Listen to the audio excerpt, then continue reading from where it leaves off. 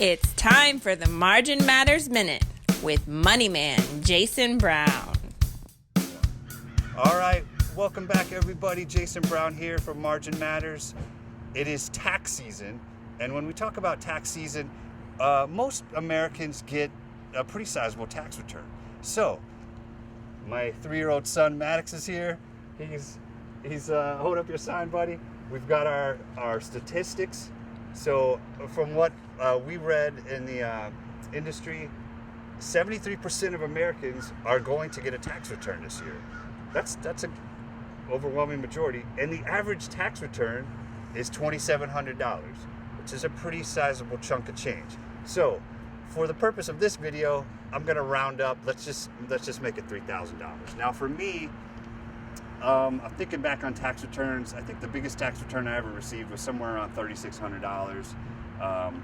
Pretty big chunk of change. For most of us, that's our biggest, paycheck or biggest chunk of income what we're going to receive in the entire year. So the big question is, what are we going to do with the money, right? So a lot of experts are going to tell you, just take the entire return and just pay off your debt. Just put it towards your debt, knock out your debt, And that's good advice, but it's not probably the best advice. I would say if you're getting $3,000 back, I would say consider splitting it into thirds. I would say put $1,000 toward debt, $1,000 in an emergency fund, and $1,000 I would say invest in yourself. So let's break it down. So the first $1,000, just whatever debt you just pay down, some credit cards or student loan debt, whatever you might have.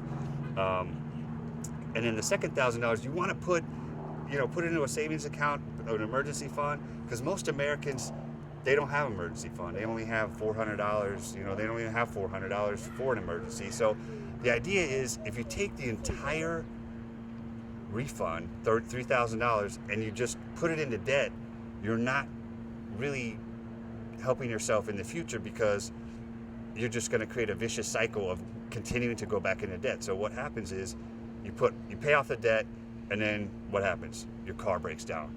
Okay, well, guess what? You don't have an emergency fund, so now you're going into more debt to get your car fixed. So that's the idea of splitting it up, putting some of the money into like a savings account for an emergency. That way, that's basically insurance against more debt, right? So I would also consider, instead of maybe being frivolous and going on a lavish vacation or buying that 80-inch flat screen curved TV that you've always wanted, maybe investing in yourself, maybe getting some continuing education or taking an online class that could help you in your career. Here in the Atlanta area, Kennesaw State has a tremendous college of continuing and professional education, which now has been renamed to the College of Professional Education. They offer all type of certificate programs and online courses, stuff like that. So, or you might want to invest it if you're starting a small business, if you're an entrepreneurial type, invest it in yourself, get a business going.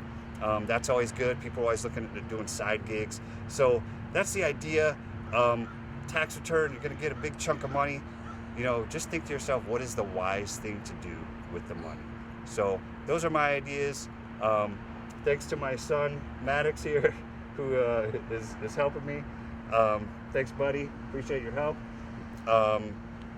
Jason Brown saying to remember, it's not the amount of money you make, it's the margin that matters the most.